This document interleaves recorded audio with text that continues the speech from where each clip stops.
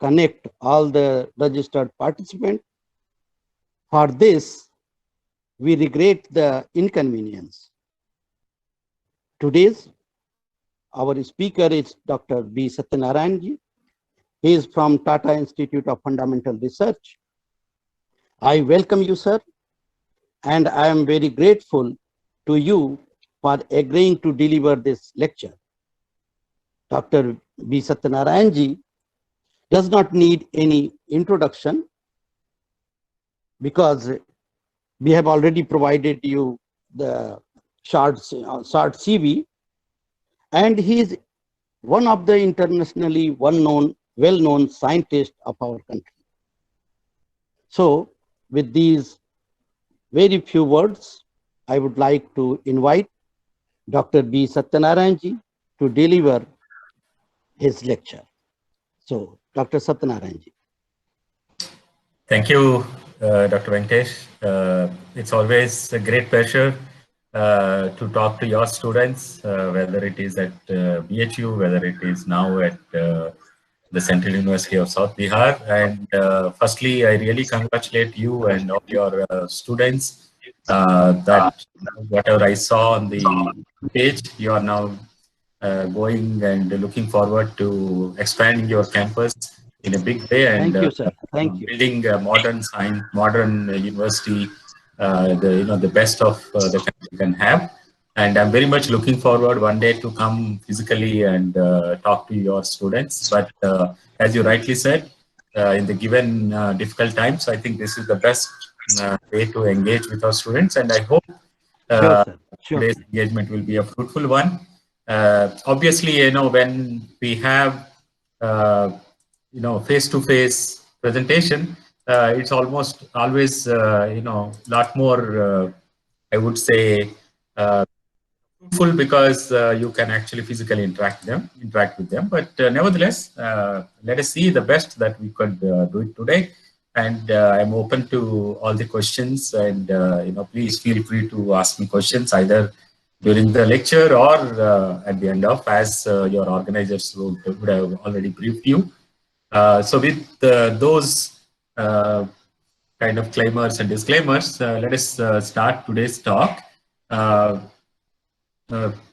Venkatesh Singh asked me to speak something on the electronics, but let us say more related to what you people are. And I assume that you are all MSc students, and you have read a little bit of, let us say, nuclear physics and maybe electronics. Maybe you have done some experiments in the lab and so on. And some of those, like particle physics or some other subjects, you might be learning a little later.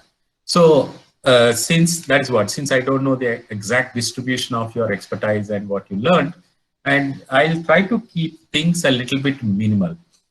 So those of you who think it is very simple, please bear with me, just because I cannot exactly put my level most suitable to all of you, number one.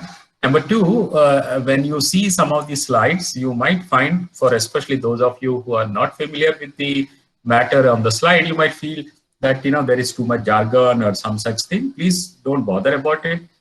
Please only focus on what I'm speaking and what I'm actually what I show by, let us say, this pointer, which you can see. This is the pointer. Okay. So it's a more of informal lecture, and also I would like to have it more interactive. Okay. Right. That's right. So when I talk about electronics for modern science experiments, of course, science is very broad, right? But since many of us, I'm sure all of you are MSc Physics and MSc Electronics, some of you might be.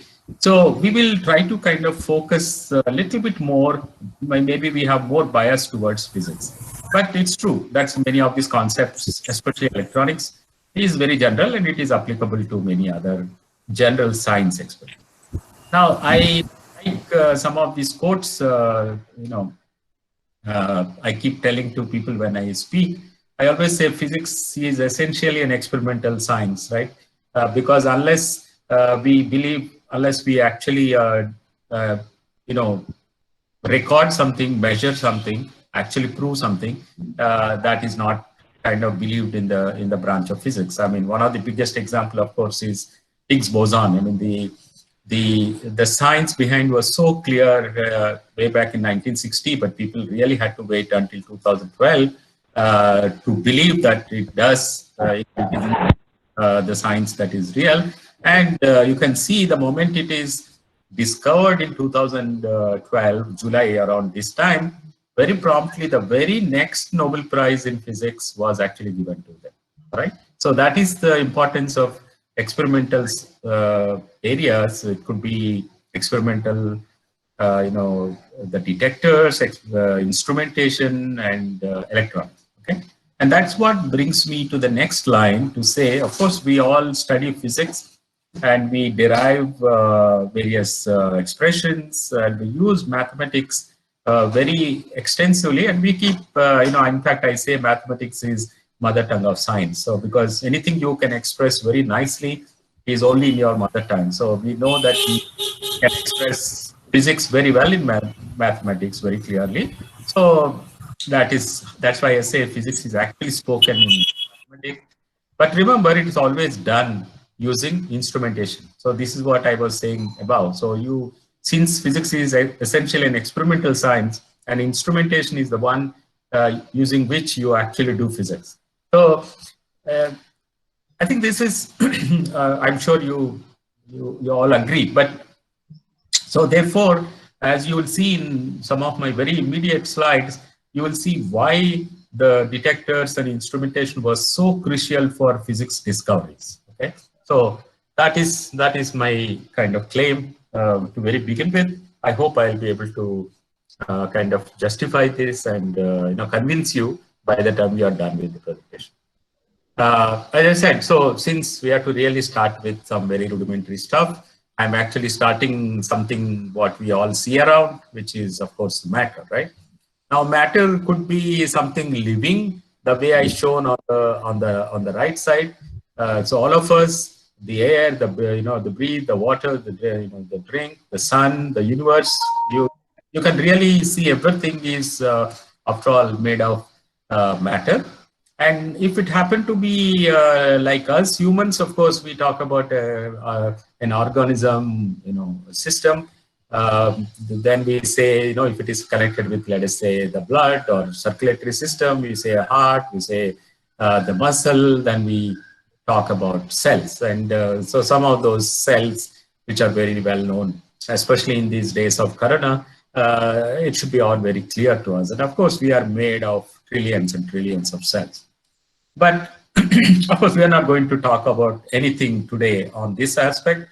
We are going to talk entirely on the left side of the slide. So if I tell you, okay, matter, so what is it made of? I'm sure even schoolboys will tell you they're made of molecules, atoms, and then they would go back and say, atom is actually made of the nucleus, which is the place where all is concentrated, and then there are orbitals around which the electrons move around. And you can, of course, ask further and then say nucleus is, of course, made of nucleons, which are protons, neutrons. And even the same school students also will tell you, now it's no more, very fundamental particles. Protons and neutrons are actually made of the ultimate constituents, what we know today as quarks, right? And they also will tell you the protons are 2 up quarks and 1 down quark, and neutrons are, of course, 2 down quarks and 1 up quark. Doesn't matter. But so they would be able to tell you this is how the matter is, comprised of. And today, this is what the ultimate constituents of matter that we see. Of course, here we are talking about 2 types of quarks, but we know very soon we'll see that there are 4 more, total 6 quarks that we are dealing with. Okay. Now, so that's what brings us to what I sometimes call periodic table of particle physics. But of course, the physicists call it as a standard model. Now you can really say it's maybe a standard theory of particle physics, because it is so well tested and well proven by so many experiments in the last several decades. So I think it is a solid kind of a piece of work or piece of evidence to say that's all. This is what is particle physics or matter made of. I just now already talked to you about the two quarks, as I also told you that there are 6 quarks, so-called charm, strange, top, and bottom. So these on the left side, all these we call particles, sometimes we call fermions. And on the right side, we call them as bosons, sometimes we call force carriers, because they allow these particles on the left. Excuse me, sir. Yeah. Your screen is not visible, sir. Please share your screen, sir. I think you need to give some permission to share your screen. No, from beginning it is not. No, sir. Oh, but you should have told me. I already. Okay. But I can see your the screen. I can also see screen, sir. Oh, I can see but this. here it's not visible. Yeah, me too. Yeah, can I assume that most of you are able to see my screen? No, no. Yes, sir. It is Your not screen visible. is clearly visible, sir. Shall I stop and share again? In case some of you, shall I do that? Okay. Yeah, do one more time. Okay, that's fine.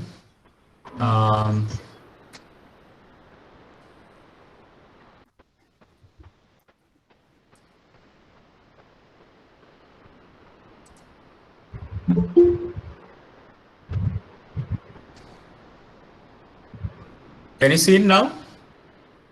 No, it's about. Can you see it now? No, sir. Slide is not coming, sir. Your face is only coming. Yes. Now also in this without full screen. No, sir. Sir, I think maybe network problem from other side. I can see the screen, sir. Yeah, Many people can see. They're writing in the chat box. Many people can see. Yeah, Oh. yes. I think I Okay. can also see. Okay. So just try to correct. Yeah, may I request the person who was asking me, please, can you try your end? I'm sorry for the inconvenience, but I thought most of you are able to see. Right? Can I proceed, Ventesh? Yeah, if you can Yeah, find sure, the sure, people, sir. share. Okay, fine. Okay. So we were at the standard model, and I was kind of briefly mentioning about the classification, right? So these are the particles which I mentioned to you are fermions. So the top pink colored ones are what we call quarks, and for the blue ones, sorry, the green ones are what we call leptons. And some of them are very familiar to you. For example, one of them is electron. Then you also have a more heavier cousin of electron, and even more heavier cousin of an electron, which is mu and tau.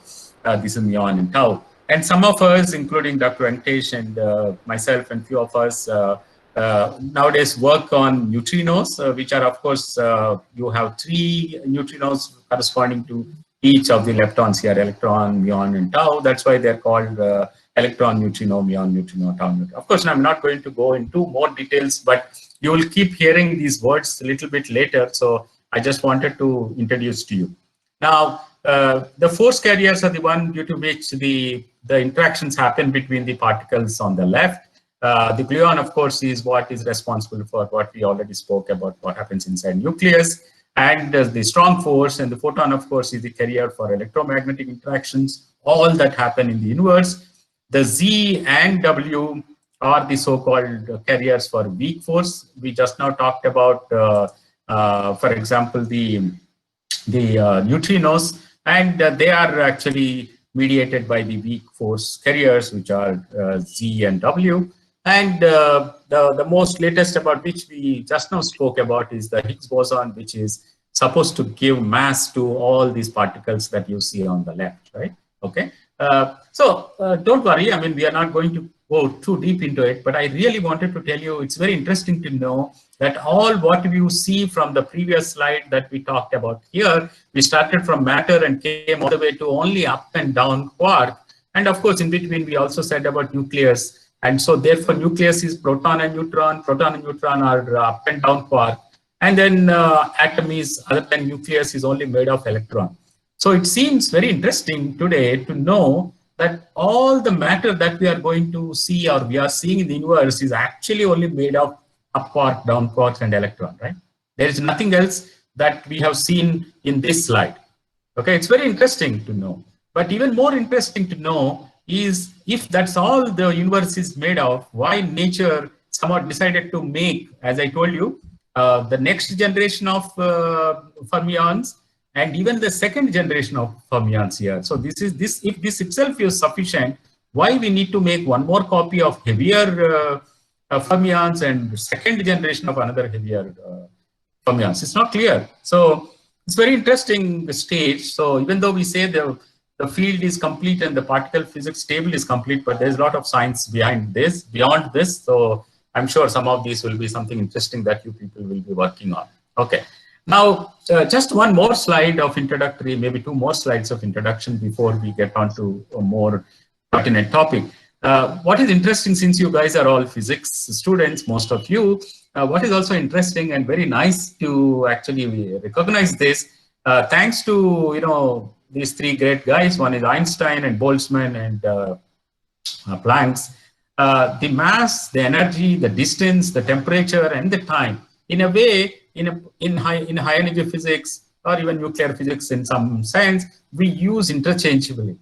Okay, for example, when I say mass, sometimes you express them in GeV, don't say kgs or whatever. And sometimes you can express mass in temperature, sometimes you express them in time and so on.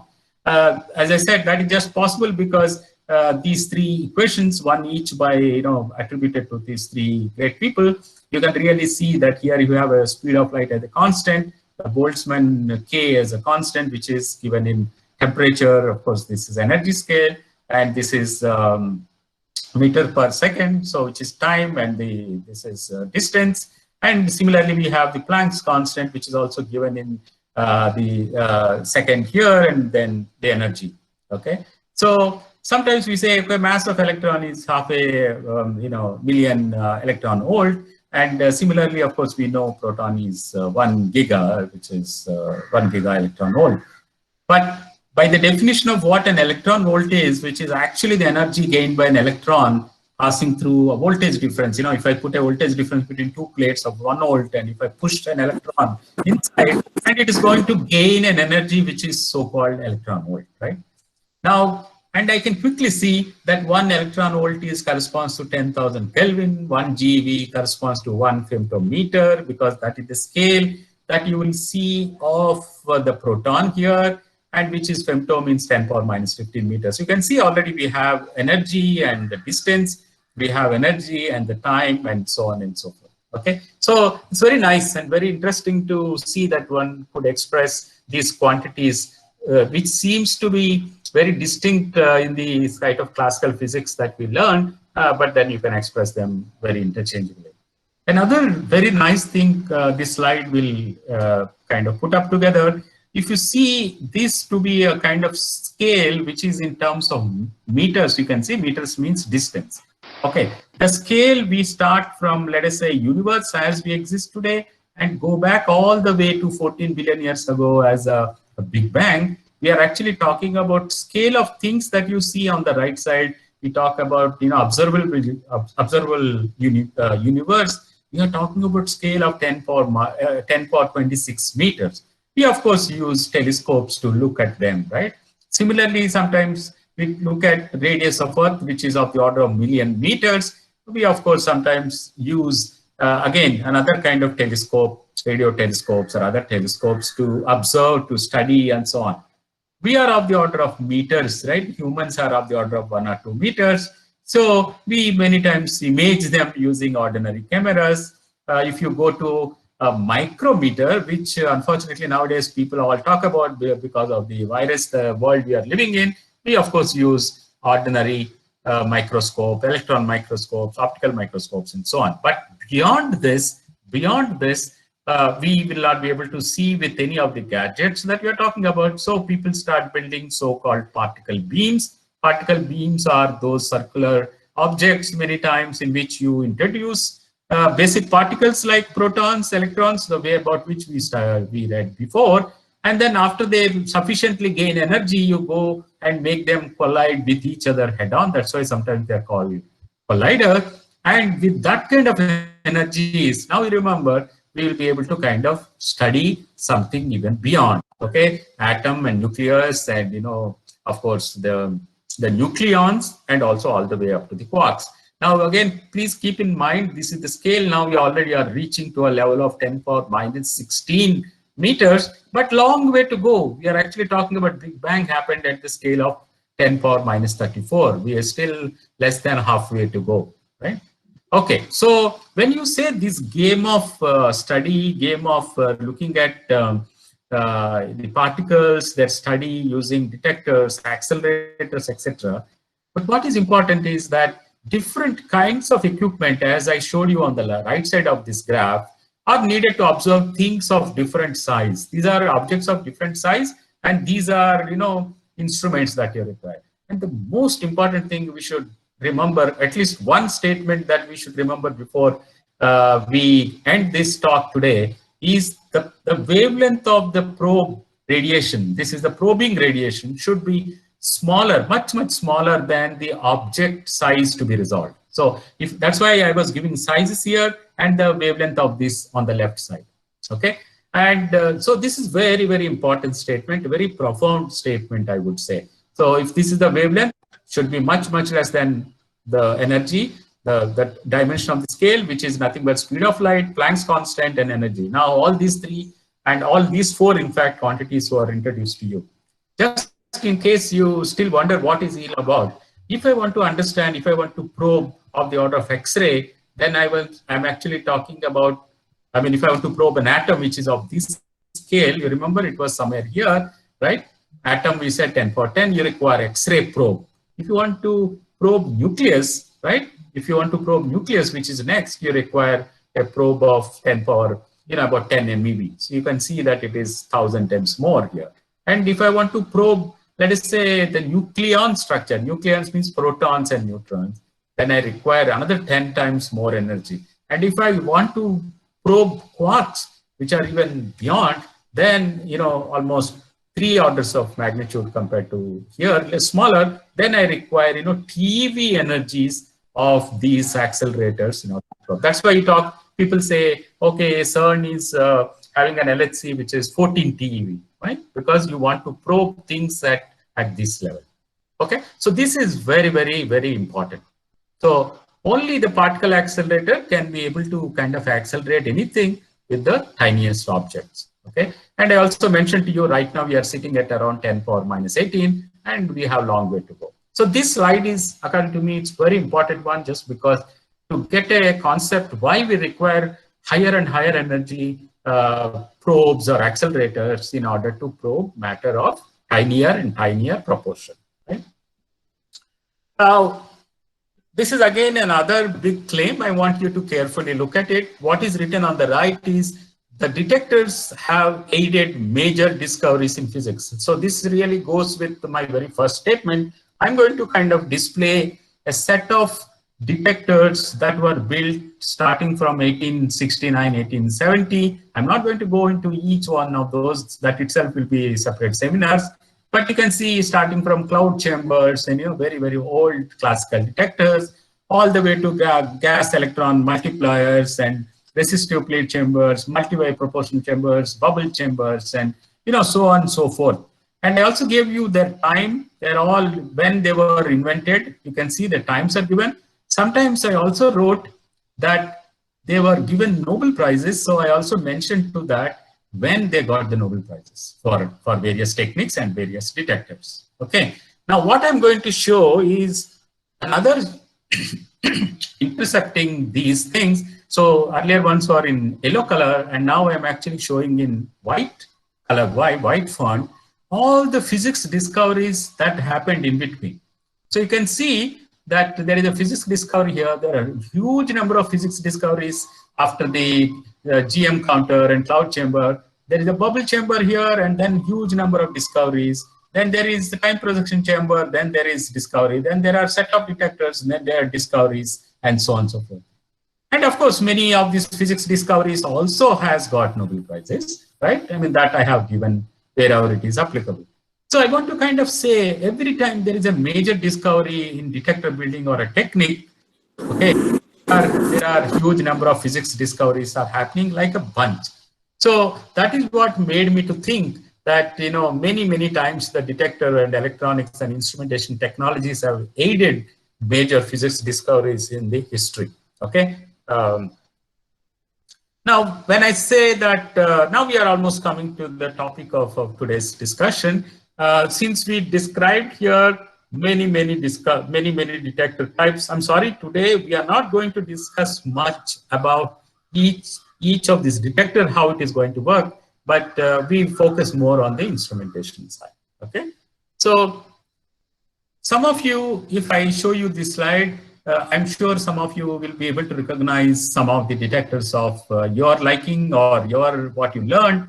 But believe me, these are the whole number of detectors, from very classical detectors, what you call non-electronic detector. Today we are talking about electronics, so I really wanted to say, what do you mean by non-electronic detectors? These detectors, as we very quickly see, they don't record the data using electronics.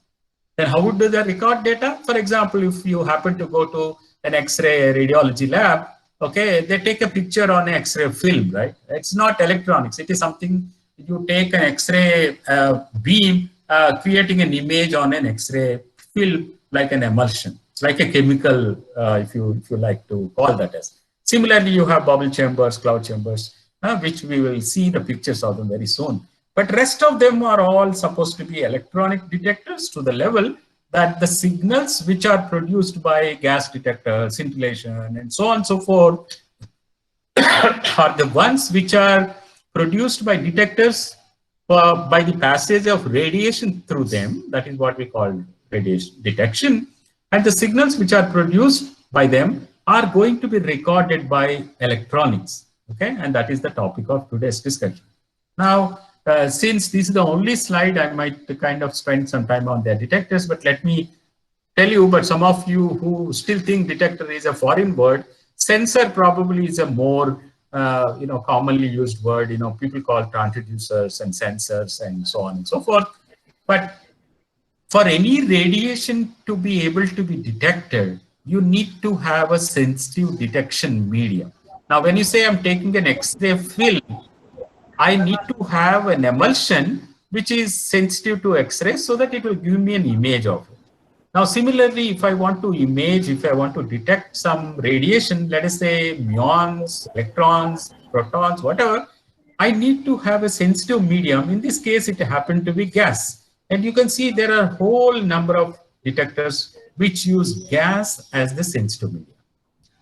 There is another kind of detector which is called scintillation. Scintillation means giving light output for the radiation. So if I shoot an electron into these detectors are going to give me a light. They don't give any electron signal, but they give light. Now that light, of course, I have to convert into electronic signal by using one of the photodetector. What is photodetector? Photodetector converts light into electrical signal. Now, in between, there is also silicon. Remember, silicon is the material with which electronics is made of. So therefore, if I also make detector in terms of silicon, most of the time it is like a silicon PN junctions. Then the same silicon material can be used as a detector, and the same silicon material could also be used to read the data out. So sometimes I call that as an integrated device. Means what? Integrated means detector plus electronic. So it's very nice because it's very compact, and as you will see later, it also provides very noiseless system. So silicon detectors obviously are the most modern devices. And then there are, when I say gas, when I say scintillator, this is a gaseous state, this is silicon and scintillator, or could be some of them are solid, but you could also have liquid detectors, which are again could be gas converted into liquid, a scintillator converted into liquid, and so on. And also there are some other modern detectors. Okay. But what is also important for you, I think, as a physics student, we must know is all these detectors which are used to detect or record radiation, which is a part of your physics experiment, also find extensive applications in medical imaging and other fields. Okay, this is the best part. that all the detectors that you work on, the instrumentation that you work on as part of your research, remember it also finds extensive applications in societal applications, tomography, medical imaging, and so on and so forth. Okay, so just now I told you about the so-called non-electronic detectors, one of them being very old, very classical 1960s detector. But remember, it has actually contributed to the discovery of anti-proton, anti-neutron way back. Of course, got Nobel Prize in 1960. I also talked to you about the cloud chamber, which was mainly responsible for positron, for muon, and kaon. Remember, even those so-called non-electronic detector, very classical detectors, were actually using which major discoveries were made. Okay, you should remember. And the modern so-called electronic detectors, one of the examples that is shown here, don't worry too much about it if you are not familiar with. All that I'm saying is, if you see this big rectangle here, this rectangle is made of large number of horizontal as well as vertical wires, very, very tiny, few tens of micron wires. And this whole chamber is filled with gas. You remember, gas is one of the, the element which is required for a sensitive volume. Now, when I shoot a particle into the screen perpendicular to this detector, it of course produces ionization and produces electrical signal, which is either recorded by one vertical line here and also a corresponding horizontal wire. So I actually get XY coordinates of the interaction of that particle into the screen. Okay, this person here, Chapak, is the inventor of this particular device, and his student here by name Fabio Shauli is also an inventor of another detector which I shown, gas electron multiplier. But remember, W and Z, the weak carriers we talked about, the charm and the top quarks also we talked about, they were all discovered thanks to this very, very, first modern electronic detector. And no surprise that Chapak was given Nobel Prize. So imagine that Nobel Prizes are not only given for physics, Nobel Prizes are actually given for inventing new detectors. Okay, and of course all these modern detectors that you kind of see. Now today when we speak, we actually speak about instrumentation, but we speak about instrumentation typically used in some of the modern experiments. These modern experiments could be nuclear physics experiments, the experiments could be high energy physics experiments, the experiments could be astronomy, astrophysics experiments. Okay, but they may not be the electronics that are, or the instrumentation that are used in, let us say, condensed matter physics or some other subjects, because essentially these size and the number of detector elements or the building of instrumentation, electronics, etc., is much more extensive and vast in these three nuclear and high energy and astrophysics compared to condensed matter or some other physics disciplines. Condensed matter or other disciplines, usually the instruments are kind of bought. Sometimes, of course, they're also built in the laboratories, but not as extensive as you will find here. One experiment here I shown is, of course, our very own neutrino physics experiment. Why I shown here is because to tell you that this entire experiment is made of one kind of detector called resistive plate chamber, which I already shown to you. Okay, only one type. So that means if you make electronics to read signals from one type of detector, it is a matter of how many channels you need, how many detectors you need. So let us say 30,000 resistive plate chambers, about 4 million electronic channels, but they're all same. Everything is same. That's sometimes you call a monolithic detector. It's all made of one type of detector, right? And this is, of course, high energy physics detector, however big this is and whatever. Now, if you go to the CMS experiment, which again, many of you know, this is one of the major two experiments apart from Atlas, which actually discovered Higgs boson. This is also high energy physics experiment. So why did I put this picture? Because this CMS experiment, like I know, is not just made of one type of detector, but it is made of many types of detectors, maybe 7 detectors, 8 types of detectors, and each one many elements. Okay, so therefore it is more complicated to work on this because you have one experiment built with multiples of 8 to 10 types of different detectors, whereas here it is only one type of detector element. Okay, obviously this is much more complex, and it also handles almost about 100 million detector channels, and here I only told you about 4 million detector channels. That means this is almost 25 times more complex compared to here in electronics, and very complex in terms of building different detectors. Now, this is AstroSat, is of course is an astronomy, multi-wavelength astronomy experiment. Of course, it's much smaller and so on and so forth. But remember, on the right, I have actually shown there are what is called 5 telescopes of AstroSat. That means each one of them again uses different technology, different detector elements, and therefore they use different kind of electronics. Okay, so why I'm showing this slide? I'm showing this slide to let you know that the detector elements that they are all made of for different types, and hence or otherwise the techniques that you use for electronics is entirely different. So we want to kind of fully exploit the favorable features of the detectors, the detector that we saw, which require good solutions for the front-end electronics. If I want to read, as soon as the detector signal is produced from the detector, that is what electronics sitting there is called front-end. Front-end means right in the front, right? That is obviously the most important piece of electronics, because if I don't design the front-end electronics properly, the whole thing will get spoiled. And no matter after that how well I do good job, but the signals are not properly processed. Trigger is something to do with to decide when to collect data, when not to collect data, because it's not that when I put on the detector, all the signals that are coming from my detector are going to be useful. Some of them may be, you know, background, some of them may be junk, some of them may be noise. I don't want to record and put data on my tape or hard disk if that is not interesting. So there has to be something like almost like a physicist deciding what is good and what is bad. That system also should be built by electronics. This is most crucial element of an experiment. And of course, once trigger systems say, okay, this is very interesting, please record this data, then the data acquisition system acquire the data and write in the hard disk or whatever. So today we talk about more of the front-end electronics, which is very important. We talk about, as I told you, some kind of case studies. Then we also talk about a little bit about the trigger and the data acquisition system, and based on whatever time we have them. Now, I told you so many types of detectors, gas detectors, scintillation detectors, many complex things I told.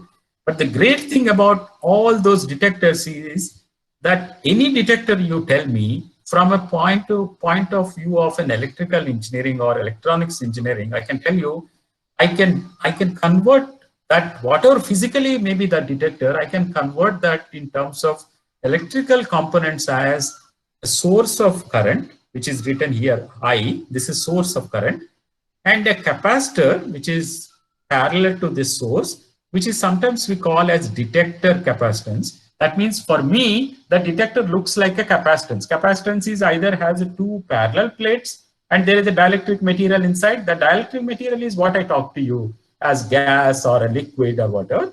Or I can also talk about a circular detector in which this is one, outside ring is one, and inside anode or whatever is another one. That also is a capacitor. One is parallel capacitor, and other one is circular capacitor. But nevertheless, both are made of a capacitance and again a resistance of the sensor or the detector that the electronics will see. By the way, electronics is going to be here. Electronics is situated here. This is where I connect. This wire I connect to electronics, and this wire I connect to electronics.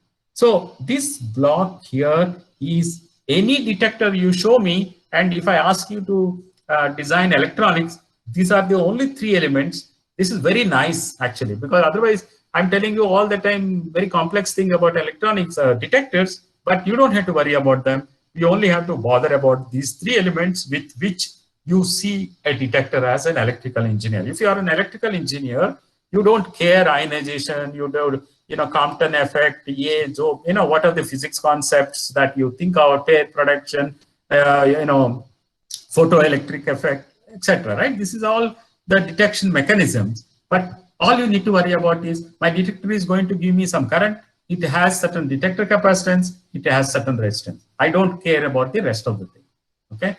So the electronic processing of signals which are coming from detectors is always done obviously because I want to extract some very useful information from them, right? Which I want to ultimately lead to a physics measurement and then lead to a physics discovery. Why do you build electronics? Because I want to read signals from my detectors, and the whole experiment, the way I built, if there is a particle passing through the detector, it is going to produce some signals for me. Those signals I will extract using electronics, and then when I put all the data together, and that will become a physics measurement, measuring energy, measuring time, measuring momentum, measuring charge, or whatever. And then ultimately I'll say, this is what a Higgs boson is. There are 4 leptons, which led to, let us say, an electron here or a muon here, or maybe 2 muons leading to the same, various modes of operation of my detector leading to, let us say, Higgs boson or neutrino interaction, whatever those things. Okay.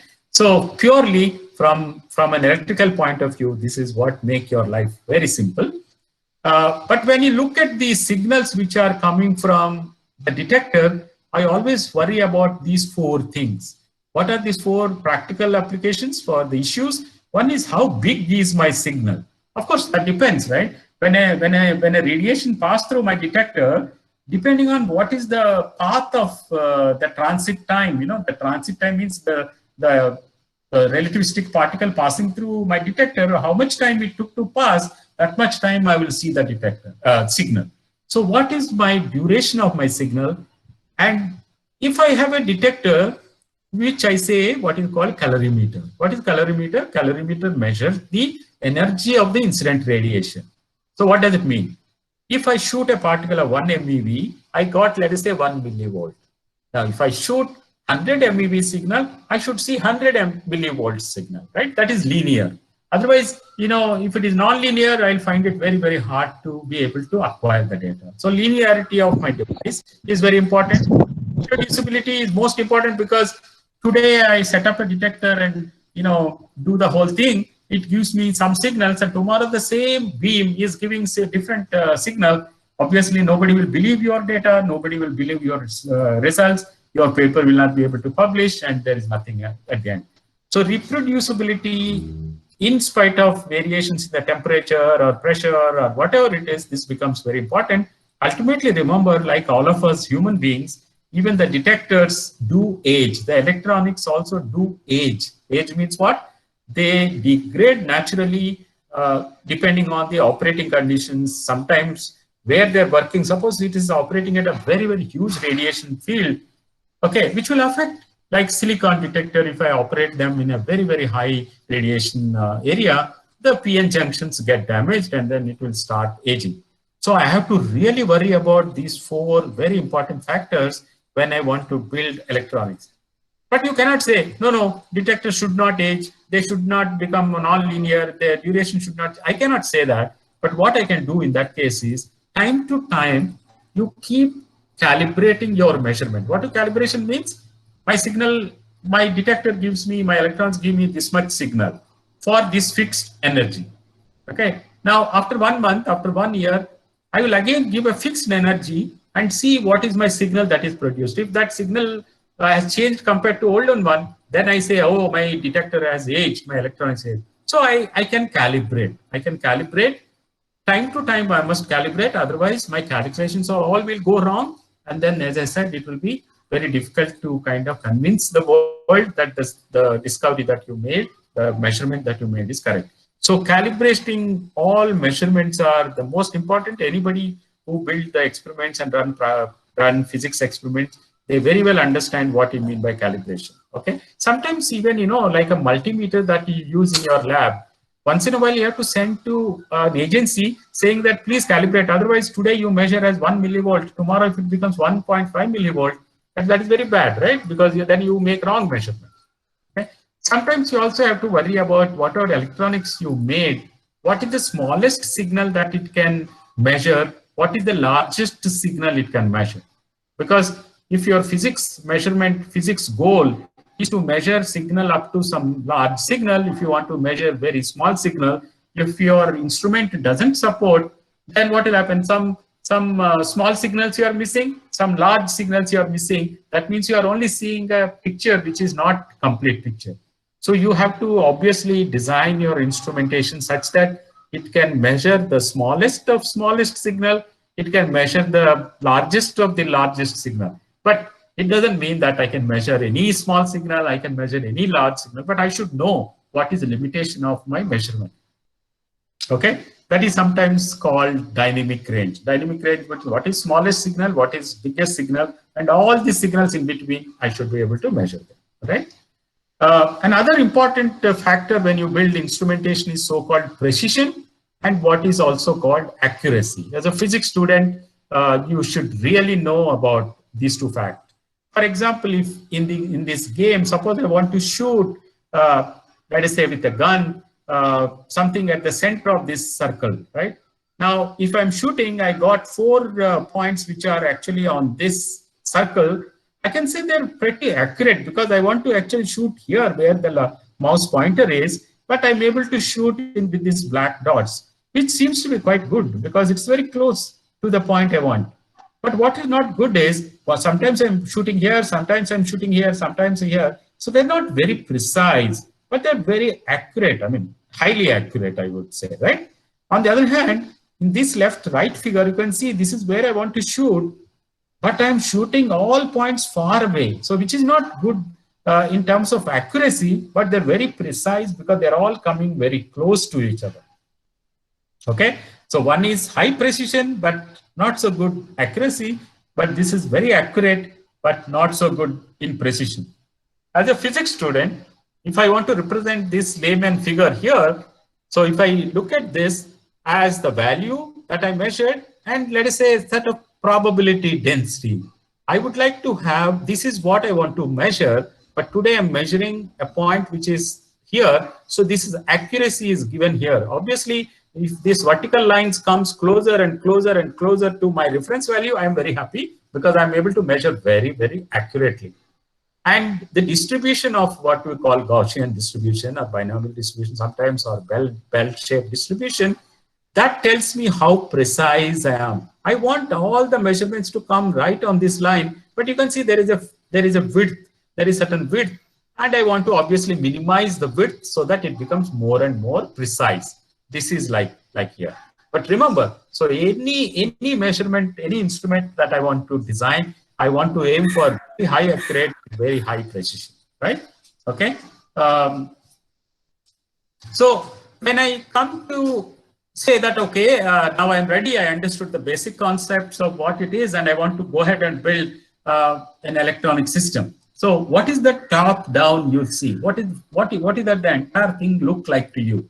Today we are talking about detectors, which are mostly detectors, as I said, in high energy, nuclear, or astrophysics, and so on.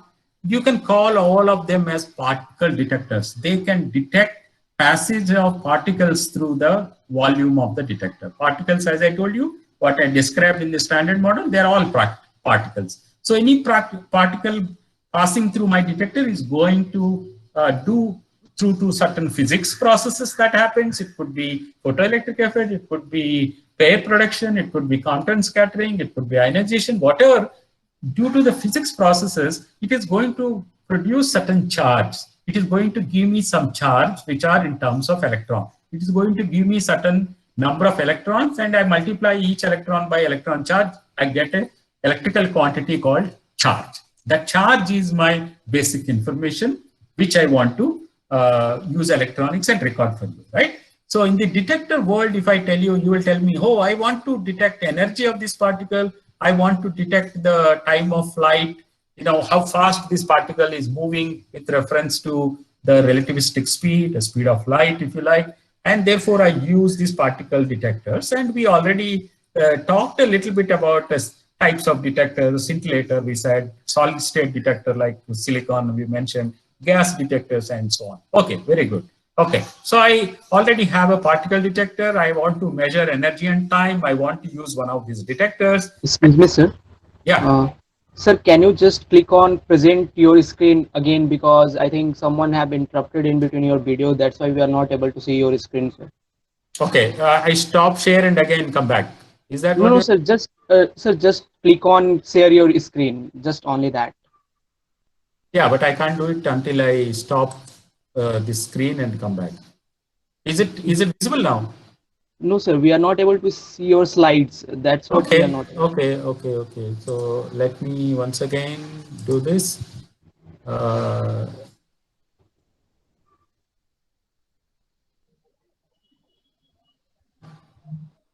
yeah, I wonder why this is. Um,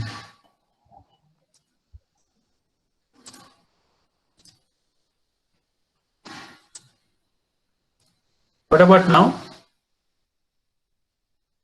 Yes, sir. Now it is fine, sir. Now it is fine. Yeah, yes, sir.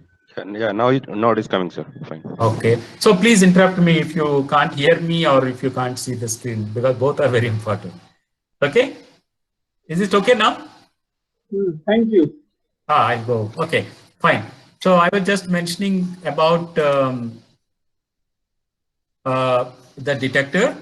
You remember we said detectors are like made of current producing device with a C and with a R. So that's all I will see for me. And I transfer the signal through a cable here. That is what I'll connect. So this is the entire detector. And now onwards, from here onwards to the right side is the electronics. So when I see the signal, what I should see? I should condition, I should process the signal, right? Okay. Now for processing, I told you already, what are the quantities that you process? The charge is the main electrical signal that I'm seeing. And sometimes I want to work with voltage or charge. What are the elements that I use? I use amplifier, I use shaper, I use discriminator, doesn't matter. We'll see them later. All this comes under processing of the signal. And somewhere I convert the analog signal which the particle detector has given me and convert into digital. So this is sometimes we call analog to digital converter. Okay, that's why here it is analog world and here it is digital world. In analog we call charge, voltage, etc., current and so on. Here we talk about bits and bytes because it is already become digital data. Then all this block is nothing but to basically process the data, process the high level of triggering and store the data and so on. No matter which experiment you tell me, it has to follow these three vertical areas and one each handling these parameters here, the parameters that I've written here. And these are the three worlds in which we live. And these are the components that are coming to place. And these are the elements or parameters I have to work with. Okay, this is the overall picture of any data acquisition chain. Okay.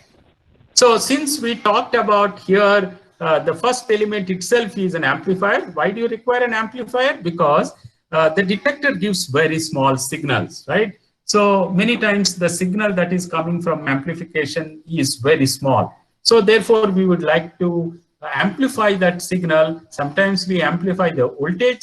Sometimes we amplify the current. Sometimes we amplify the charge. You remember, these are the quantities we were talking about here, right? Based on that, we have to have the corresponding system. I'll very quickly go. This is very elementary slides. So again, as I said, you don't read all the slides. I want to tell you, for example, even in your laboratory, sometimes even maybe in BSc also, you must have learned if I have a simple op amp and if I want to give a voltage signal here, and if I want to build a so-called inverting amplifier, non-inverting amplifier, it just simply multiplies, converts the input signal by the gain that I give here. In this case, you always tell me, oh, the gain is R2 by R1. And so if I choose this as a gain of 10, the input, if I give you 1 millivolt, the output is going to be 10 millivolts, right? You may say, why this is so simple and why are you showing us? Okay, I'm only showing you because the voltage that you are going to have coming from the detector is produced by the detector, right? That detector voltage is nothing but Q by detector charge. You remember I told you detector charge, which is parallel to the detector. Now, once you give me the voltage, I can give you multiplied by 10 and give you. But suppose this detector capacitance changes slightly the way it is shown here, then this voltage output itself will be changing. So this output also keeps changing. So this is not a good idea because even small changes in the detector capacitance, I'm saying that it is going to vary a lot in the output. You remember I told you, one of the important thing is when I do a measurement, you should not keep changing with time. Okay, so therefore, if you take your voltage amplifier, which you studied in your lab, and build a particle physics detector, it's going to create problem because this voltage amplifier is very strongly dependent on this detector capacitance, which you cannot expect to be absolutely stable, because if you have millions of detectors, each detector capacitance can change slightly. Then it is going to create problem to you. So it's not a good idea to use ordinary voltage sensitive amplifier, even though it's very simple. Sometimes we take the current coming from the detector and you will say that I want to convert into voltage. Then you will tell me, oh, well, that's very simple. I take the current and put across the resistance, I into R gives me voltage. Why are you making such a complicated picture here? I'm making this complicated picture because if I want to choose a good gain means more voltage for small signal here, then I'll use very large RF. But if I use very large RF, the current itself would not pass through because the resistance is very high. I'm obstructing the flow of electrons. So I may not be getting proper input signal coming from the detector. But if I connect this with a op-amp, then the resistance that the current flow will see will be RF divided by the open loop gain of the op-amp, which is very high. That means all the current will be able to flow very nicely, but at the same time, they will actually see RF, which is very high. So the Z input impedance is RF by A.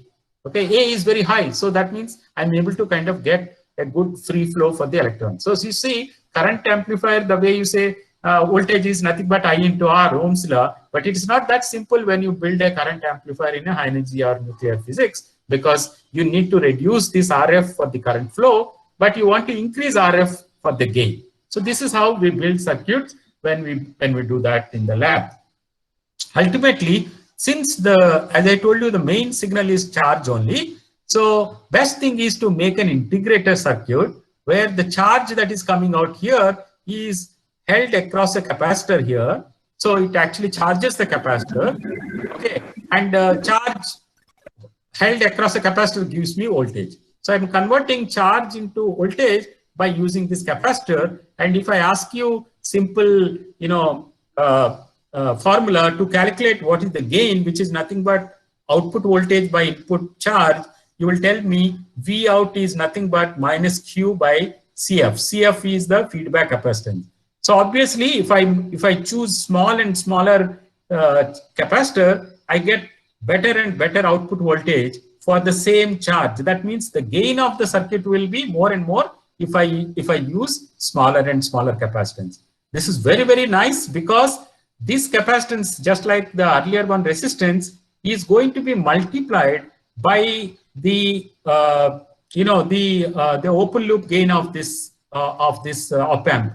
So even though this capacitance I connected is only CF, but the real capacitance that my detector will see will be CF into A, which is very large number. So compared to that, even my detector capacitance is changing slightly. I don't care because this is such a big capacitance and this is such a small capacitance varying, and total capacitance is nothing but this plus this, right? I have two capacitors in parallel, so the total capacitance is C total plus the other one. So even if my detector capacitance is going to change, I don't care. It doesn't affect me. That's why compared to voltage sensitive amplifier, charge sensitive amplifiers are very, very useful in the detector. That's why when you go to a lab and if you ask, somebody tells you, oh, I'm using an amplifier, you can ask him or her, she will tell you that, oh, I'm using charge amplifier. Why? Because it is voltage amplifier has a lot of dependence on the detector capacitance, which is not good. Okay, so this is very important. Many times what happens is these are all analog signals, but we always like to handle digital logic signals, which is more easy for us to build with digital circuits. So you take an analog signal here and put a comparator or discriminator. By putting a threshold across an op-amp, I'll be able to make a comparator. If the Vin is more than the threshold which I have given by this R1, R2 with this, then output signal will be high. If the Vin signal is smaller than threshold, the output will be low. Right? So it's very simple. Okay. So compare with Vin, my reference. If the Vin is higher, I get one signal. Vin is smaller than Vref, I get another signal. So 0 or 1, true or false. This is what the digital logic is, which of course we are going to see very soon. I hope we can do well quickly. I think it's already we are close to 1 hour. Sometimes what happens is when you have many such signals coming from your detector, you will see that one signal is coming on top of a previous signal, right? This is called pulse piling. We don't like this because then you cannot measure these signals properly. This signal is still trying to come and the second signal is overriding on it. So sometimes you have to shape each of the signal to very narrow signals so that each pulse like this, we can separate it, right? This is most important as well. So now that we understand what should be done in the front end, we actually say if these are my detector signals coming here from 8 detectors, I want to amplify. Trans impedance means convert the impedance of my detector into another impedance or resistance. Then I want to use a differential amplifier by factor of 100, factor of 50 or whatever. Then just now you saw comparator where it compares the input with the threshold and then produce the output based on whether the comparator is on or off. All these building blocks are something which I want to understand for my detector. And remember, these are not available in the market. So I have to go and build my own. So how do you do that? Students like you who join such kind of experiments go and build what is called ASICs. ASICs stand for Application Specific Integrated ICs. The integrated ICs that you see in the market, op-amps, etc., they're not suitable to you because these signals are very fast and the signals are very large. So using the same concept, we design our own chip integrated IC and we go to a company and say, please make an IC for us. Okay, so then that IC, they are made by the companies and then we come and actually use a printed circuit board like this and mount on this and then connect to our detectors. Okay. Now, as I told you, when you get this kind of analog signal, which is multiplied already by amplifier, I told you that next task is to convert into digital number. There are many ways of using so-called analog to digital converter. You remember if you go to a shop and say, oh, please give me, please weigh this and find out how much this weight of this. So what they'll do, they will put that in one of your, the measurement, whatever system, balance, and then start putting, maybe the person will put 1 kg, the person will find, okay, this is still not coming down. Then he will take another half a kg measurement, or if the measurement is too much, then half a kg will remove and put 1/4 of a kg and so on, right? They take these measurement units and one by one, back and forth, trial and error, you keep on putting and then say, when they both match, they will say, this is the exact weight of this. In the digital electronics, in the electronics too, the same thing. If I give my analog input here and I want to convert them into digital, what I do is I give a threshold here, like what I told you in the comparator. If the output is high, that means analog output input is more than the threshold that I gave. Okay, very good. So you keep that, then you add one more, right? And then say, oh, now is it high or low? No, it is already low, which means that the output voltage is between the first one and the second one. So like what you did, what you changed with the measurement units, here also bit by bit by bit by bit, you keep changing, convert them into analog signal and put it as a threshold. And then 1 bit at a time you measure. And ultimately when you get here, you get all zeros and ones, which will tell you that you converted an analog voltage into digital bits, which can be zeros and ones like that. So depending on how many bits you want to use, that of course it will tell you ADC of 8 bit, ADC of 10 bits, and so on and so forth. I'm able to convert an analog signal into a digital signal, which I can handle in the computer very well. So the way I do it is one at a time, successively approximating, set with the most significant bit, then go to the next one, next one, next one, next one, until the last one, so that this is what the true representation of my analog input. Sometimes if this is my signal, the way this is my signal, let us say, the way I convert is very nice. I don't use successive approximation method because it is very slow. I have to do 1 bit at a time. So what I do is I take that signal and use it to charge a capacitor. So as the signal is going, you remember like our charge amplifier, it charges this capacitor until the entire pulse is over. After that, I actually change the switch to here and then discharge whatever the charge that is held by this capacitor by this pulse. Okay. Now, while it is discharging, it discharges at, let us say, uniform time, I mean, the constant rate. I measure how many clocks it took by using a clock, how much time it took to discharge. Obviously, the larger the charge, the larger time it will take, right, to discharge. The larger the charge means larger the signal.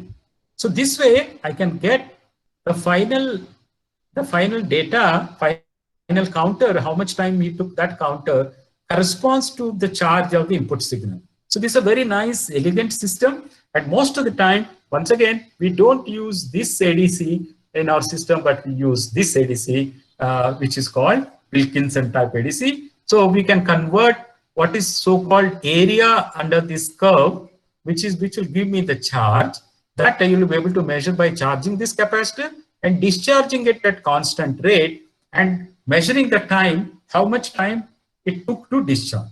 So the time that it took to discharge is proportional to the charge of the input signal. So it's a very direct and very elegant method. And many times I was talking to you, digital to analog converter. Analog to digital converter is analog pulse, analog signal you convert into digital number.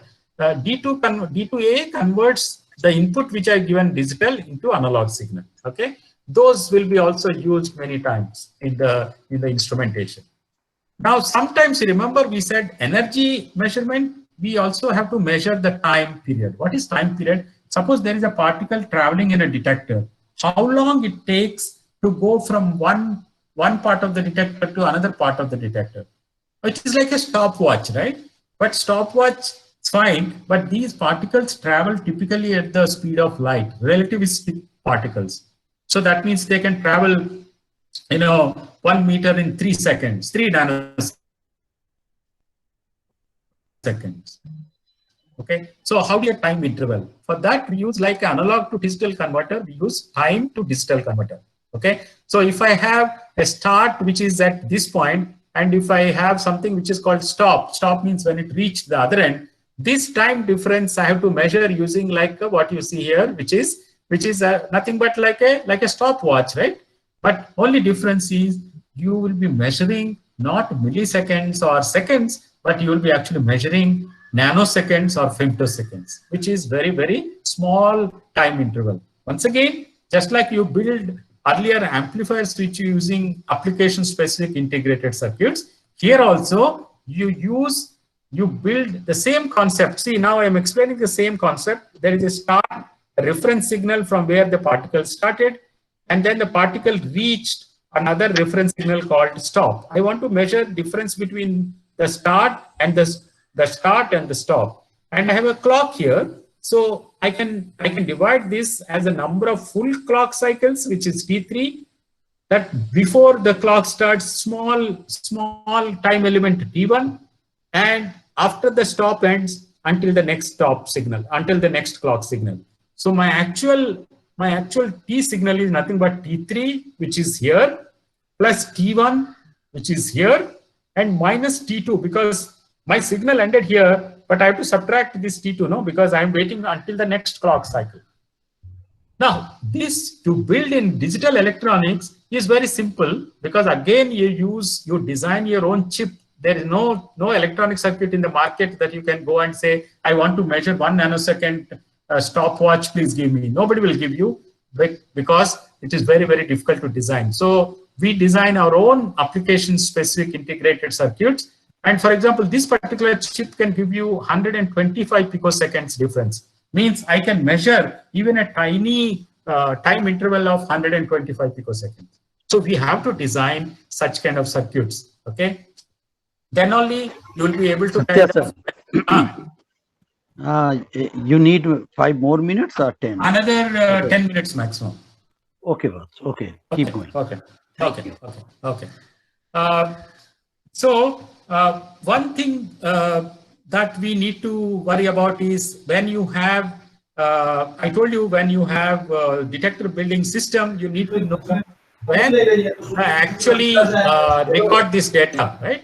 So this data is given by the trigger system. Okay, how do you make that trigger system? This is my detector. From detector, I'm getting the data, and that is actually recorded by the front-end electronics. The same data is also used by a system called trigger. It keeps on looking at the data coming from my detector. When the detector trigger system is happy, saying that, this looks like an important event, then it will allow, it will tell the readout system, the data account system, to record this data on a storage. So the flow is from the detector to the front-end electronics, to the trigger, to the data account system, and ultimately storing the data on the storage. Okay. Sometimes what happens is, for example, you may not be able to record data as a charge and time and so on. If you have a signal which is coming from your detector like this, I can do one thing. I can allow the signal to pass through various banks of capacitors. So this is my input signal here, and I was feeding it here. And every 200 picoseconds, suppose I'm allowing it to go to the next capacitor, next capacitor, next capacitor. And ultimately, when it reaches the last capacitor, the entire waveform is stored in this bank of capacitors. Afterwards, I will ask each of these capacitors whatever charge it is holding to give me, and I convert using the ADC. I told you, analog to digital converter, and I can digitize my input signal very well. And this is my actual input pulse, and this is what I reconstructed. So this is the modern way of doing those kind of pulses, right? But remember, I want to, just before I end, I want to kind of deal with one kind of system that is most commonly used. As I told you, using digital electronics by building circuits will be very, very difficult because you need large number of detector channels. So we use what is called field programmable gate arrays. That is like what I shown on the right. It's like a blocks matrix, rows and columns. Each column here, each block here is made of lots and lots of electronics. And then I can program each one of them by using computer software. Okay, so I can build all whatever electronic logic that I want to acquire data, trigger, etc. And then I can also connect one block to the next block and this block to this block by using programmable wires. Normally on a PCB, we make wires by hand, right? But here I can actually program. So there is a, let us say I want one line from here to this one. I can ask it to go here, and go here. Okay, like that I can program it. I can build a very complex circuits in the lab. Sometimes we require so many elements for a data acquisition system. Sometimes I want to shape, sometimes I want to count, sometimes I want to do some logic, and all that I can put it in one block of IC, which I can buy from market and program it to do the way I like. Tomorrow I don't like this logic, I can change it at my will. I don't have to change any single wire and so on. Okay, so with that kind of electronics, we build electronic circuits like this. You can see very complex one. We take signals from detector coming onto this kind of board, and then we use, you remember that very tiny time to digital converter chip here, the field programmable gate array, which I called FPGA, is here, and then all the data that is digitized actually comes to my data here, and which I can record it. Okay. Now, just I'm going to end in 2 slides. I just want to kind of give you a feeling that sometimes using such kind of electronics, such kind of trigger and data accumulation systems, when you want to really build such a gigantic detector, this detector is called Ice Cube, which is in the South Pole, which is actually built by, digging almost a kind of 1.5 miles deep well, in which detectors are placed here. Each one of them is like a wire in which detector elements are placed here, the black looking ones. You can actually see, compared to an Eiffel Tower, how big this structure is. Okay, such gigantic detectors are used these days for neutrino physics and other experiments.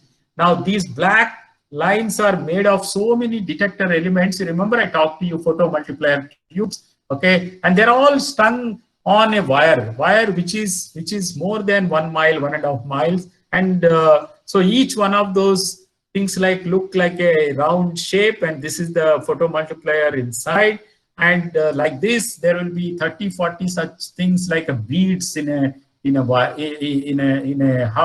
garland. Okay, and each one of them look at the light that is produced by, let us say, neutrinos passing through a big amount of the ice and producing what you call Cherenkov light. That light reaches all these photomultiplier tubes, very big ones. Okay, and the signals that are produced here, which comes here, is processed by, you can see a circular looking, very complex electronics board, right? That electronics board is actually sitting here. Okay, so each one of them is already everything encapsulated. There's a detector, which is in this case photomultiplier, and there is a very complex electronics which is sitting here on this bar, right? You can see how many ICs, like what I showed you, everything, the power supply, the amplifier, the trigger system, the datacom system, the network system, everything is all built in one particular board. Okay, and then this is how everything is encapsulated in that string. And this is, you see, this is like, this entire thing is one detector. Like that, there will be many detectors like a string, and that whole thing is hung. You see, if you can realize, they're all hung from the top, which is about 1.5 to 2 miles. Okay, now with that, I really want to end and thanking you for your attention, and I'm looking forward to your progress in your university, and I can see very beautiful, the picture of what your campus is going to look like maybe in few years. And I hope I was able to kind of give you some feeling about what kind of electronics and what kind of challenges that one has while building modern day science experiments. Of course, I could not go through each one detail because I'm already passing my time, but I'll be very glad if there are some questions I'll be glad to answer that. Thank you, sir. Thank you. Budhenji has collected some questions from the students. He will ask behalf of the student. So, Budhenji, should I stop sharing the screen? Yes, I think it will be better. Okay. Yeah. Now. Okay. Yes. So there is a question from Pawan Kumar Singh from IIT BHU. He is asking, what is LVDS? Okay. So in one of the figures, you would have seen that after the the amplifier chain that I was talking to the NASIC, the last element in that is what I wrote as LVDS. It stands for low voltage differential signal. Low voltage differential signal. Namely, if I pass signal from one place to the other place on a single wire, it is very likely that there will be noise coming from electromagnetic or any other RF noise coming and creating noise, inducing signal, noisy signal on the single wire, right? But if I pass that, the signal by two wires, and take a difference between them, right? Then what will happen is, even if there is a electromagnetic interference, both these wires will have that noise equally induced. So since I'm taking the difference between them, that will be subtracted out, and my signal will be very, clean. So we call that as a LVDS signal, or low voltage differential signal. So that is how it is. Very nice. Thanks. Thank you. Thank you, sir. So there is one more question, but the person who is asking this question is not clear because he has not mentioned his affiliation and all. Okay. He writes, I think INO is going to check all neutrinos and antineutrinos present in atmosphere because they are massless, and if we are saying that they have finite mass, we need radiation to hit some target, and I think they will calculate the cross section of neutrino in INO. Any comment on that, sir? Okay, the question looks a little vague here and there, but let me say what I kind of understood from what he or she wanted to ask. Okay, so the thing is, of course, the statement that you made, INO is going to detect neutrinos and antineutrinos separately. This is a very, what you call USP, unique selling point of INO.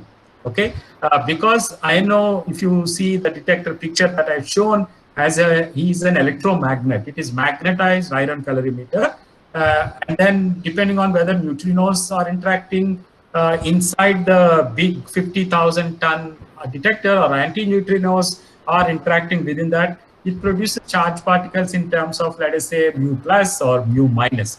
Now, this being a magnetized detector, it will be able to bend the muons that are coming out from the interaction point. Obviously, if they're positively charged muons, it will bend in one way. If they're negatively charged muons, it will bend in other way. So by seeing this bending, we'll be able to determine what is the charge. And of course, we'll also measure the energy or momentum of these muons, because the radius of curvature and the magnetic field will give you, from Lorentz equation, it will give you the magnetic, it will give you the momentum. And since they are charged particles, relativistic particles, of course, you will be able to also get the energy. Okay, so you can distinguish between neutrinos and anti-neutrinos.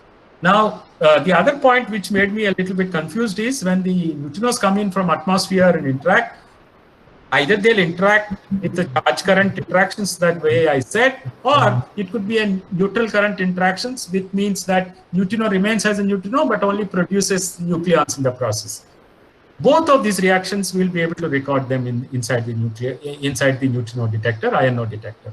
Okay, there's nothing like a target. Yeah, if you like, it's not like a beam and a target. If you want to compare that way, you can say the neutrinos coming from the atmosphere could be a beam which is naturally made, not man-made.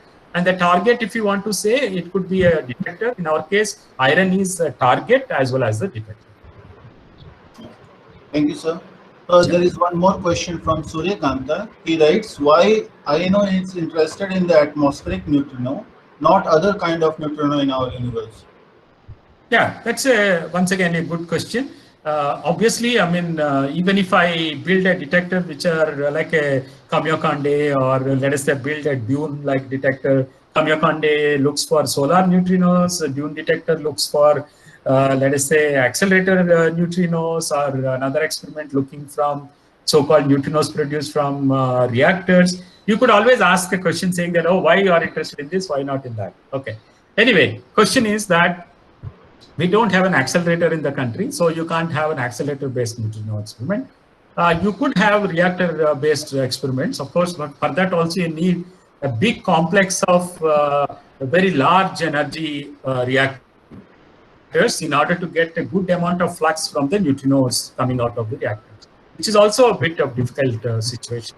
On the other hand, atmospheric neutrinos are something which are freely available to you in large number. Okay, you don't require to build any apparatus. No, you don't have to build accelerator. You don't have to build a reactor. You can use naturally produced atmospheric neutrinos.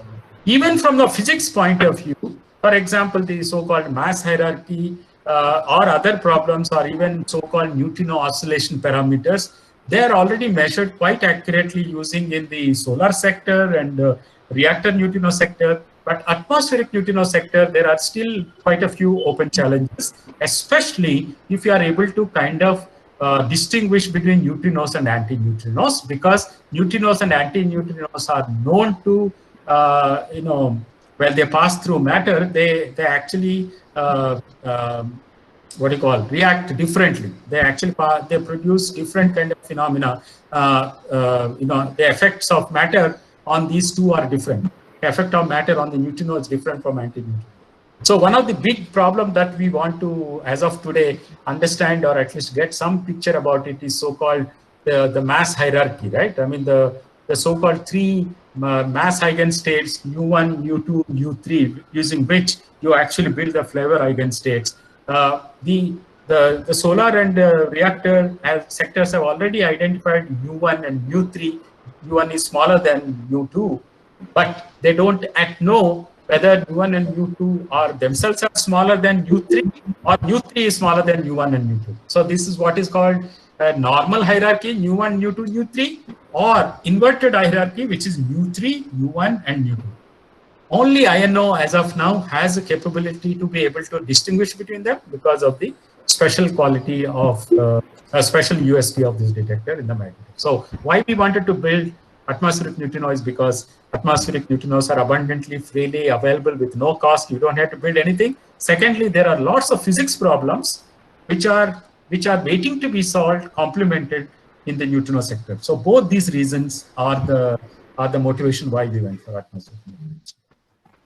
So, Budhenji, I think we took enough questions, and rest of the questions we will send by email to our speaker, and we will receive the answer from his side, and then we will forward the whole answer to the participants, their related participants. So, at the end, I would like to thank our speaker, Dr. B. Satyanarayana. He always come forward at my one request to deliver the lecture, even physically, or this time he came by online. So I also like to thank our team who very hardly work in this event and managed the whole event and created the successful event. So at the end, I would like to thank all the well-connected participants. If any inconvenience caused, so I'm sorry for that one. So with these few words, I would like to thank everyone for connected and attending this lecture. Thank you, everyone. Thank you, sir. Thank you. Thank you very much, sir. Venkatesh. Thank you, Thank sir. you very Thank much. you. Also, Welcome. thank you, your colleagues and your students for making this possible. I really felt very happy interacting with you, even though virtually. And I hope I was able to kind of at least provide some excitement to them to take up this field of experimental physics. Thank you very much. Thank you, sir. Thank you. Thank you. Take care and stay safe, all of you. You too, sir.